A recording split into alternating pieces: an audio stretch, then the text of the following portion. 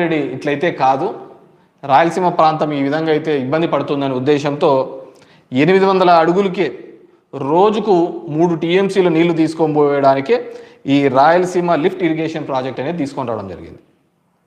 రోజుకు 3 టీఎంసీలు నీళ్లు తీసుకుని రావడం, దాని మీద పేరు వస్తుందని ఎన్విరాన్మెంటల్కి దీనిలకు అన్నిటికీ పోవడం జరిగింది. తెలుగుదేశం పార్టీ మనకు పేరు వస్తుందని. అయినా కానీ ఒక సైడ్ ఎన్విరాన్మెంటల్ మన పని క్లియరెన్స్ దానిలకు మనం ఒక సైడ్ ఆ పని అఫీషియల్ వర్క్ చేస్తున్నా కానీ డ్రింకింగ్ వాటర్ కానీ ఇప్పటికే దగ్గర 795 కోట్ల రూపాయలు దానికి సంబంధించిన ప్రాజెక్టు పనులు కూడా చేయడం జరిగింది. ఎందుకంటే ఇప్పుడు చూసినాం అనుకో, రాజశేఖర్ రెడ్డి పోలవరం మొదలు పెట్టేటప్పుడు కూడా ఎన్విరాన్మెంటల్ క్లియరెన్స్ లేవు. అయినా కానీ ఏదో ఒక చోట ఎవరో ఒకరు ఈ పనిని మొదలు పెట్టాలి అనే ఉద్దేశంతో పోలవరం పనులు మొదలు పెట్టడం జరిగింది.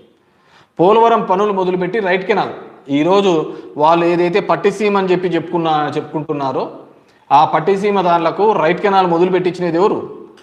రాజశేఖర రెడ్డి కదా. దానికి కూడా నువ్వు అడ్డం పడుతుంది 5-6 మందితో, కొంతమంది రైతులతో ఏపిస్తుంది. దాని తర్వాత నీ గవర్నమెంట్ వచ్చిన తర్వాత ఆ రైతులు 50 లక్షలు కాంపెన్సేషన్ ఇప్పిస్తుంది. ఎవరు? ఈ ఇరిగేషన్ అంటేనే రాజశేఖర రెడ్డి గారు వైఎస్ఆర్ కుటుంబంలో ఉన్నప్పుడే 2004కు ముందు చూడండి కేటాయింపులు ఎన్ని ఉన్నాయో, ఇప్పుడు చూడండి కేటాయింపులు ఎన్ని ఉన్నాయని. ఆ రోజు పోలవరం కూడా ఇదే సమస్య ఉంటే ఎన్విరాన్మెంటల్ క్లియరెన్స్ ఉంటే మొదలుపెట్టి ఈ పనులు అవి జరుగుతా అంటే ఈరోజు జరుగుతుంది ఎన్విరాన్మెంటల్ క్లియరెన్స్. ఈరోజు ఎవరు గవర్నమెంట్లో ఉన్నారు? రాయలసీమకి ఒకవేళ లిఫ్ట్కు లేదనుకోండి ఎన్విరాన్మెంటల్ క్లియరెన్స్, మీరు తెప్పించుకోండి. మేము మొదలు పెట్టాం కదా, స్టార్ట్ చేశాం కదా. Development is a continuous process. అది వదిలిపెట్టినారు మీరు. ఈ విధంగా కంప్లీట్గా కూడా రాయలసీమ ద్రోహనో దీనిలోనో ఇప్పుడు ఈ విధమైన అసమానతలు క్రియేట్ చేయడం వల్లనే కదా ఈ ప్రాంతంలో ఇబ్బంది పడుతున్నది. ఆ రోజులు అంటే కొంతమంది ఉండేవాళ్ళు, మైసూరాడి మామ, ఎంవి రమణారెడ్డి, కొంతమంది అంతా అనంతపురం జిల్లాలో ఉన్న వాళ్ళు, కొంతమంది పాదయాత్రలు చేసినారు ఇదే విధంగా రాయలసీమకు సంబంధించి. ఇప్పుడు అంతా ఆ సీన్ ఎంత ఏం కనపడటంలే మనకంతా ఎందుకు కనపడుతుంది? ఇప్పుడు పొద్దున్న లేచిన నుంచి కూడా ఒకటే దీనిలో ఏది పెద్ద ఇంపార్టెంట్ ప్రాజెక్ట్? అనసూయ, అన్వేషు, శివాజీ. ఇవి తప్ప మనకి ఏదైనా కనపడతా అంటేనే కదా. ఏందో నాకు అర్థమే కావటంలే. ఎవడని లిఫ్ట్ ప్రాజెక్టులు చేస్తాం, ఇవి చేస్తాం, ఇవి కాదు. 100 రూపాయలకు మంది వచ్చాందా లేదా? క్వాలిటీ మద్యం దీనిల మీద పడి ఉంటే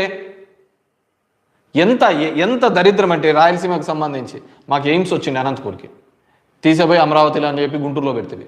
ఈ గుంటూరులో కార్పొరేట్ లేదా? ఎక్కడ వెనుకబడి జిల్లాల్లో పెట్టి ఉంటుంది కదా. ఈరోజు హైకోర్టు వచ్చిండే కర్నూలులో, తీసపోతుంది. బ్యాంకింగ్ సెక్టార్స్, రీజనల్ బ్యాంక్స్ అన్నీ ఉంటే, కెనరా బ్యాంకు ఇవన్నీ ఉంటే కడప నుంచి తీసేస్తుంది, లా యూనివర్సిటీ తీసేస్తుంది, హైకోర్టు తీసేస్తుంది. ఈరోజు వచ్చే డ్రింకింగ్ వాటర్ని తాగే నీళ్ళకు ఇబ్బంది పెడుతుంది. ఇక్కడ చూస్తావా మా హంద్రీ కాలంలో లైనింగ్ చేస్తుంది. పోయి చూడుపా ఆ పక్కన బోర్లన్నీ ఎట్లా ఎత్తిపోయినాయో. అంతకుముందు పుష్కలంగా ఉన్న బోర్లు ఈరోజు బోర్లలో నీళ్ళు లేని పరిస్థితి. లైనింగ్ చేయించినారంతా, కుప్పం తీసుకోవాలంట, అందుకు మొత్తం లైనింగ్ చేయించినారు. ఏంటిది? ఎక్కడికి పోతున్నాం? మనం మాట్లాడాల్సిన అవసరం లే.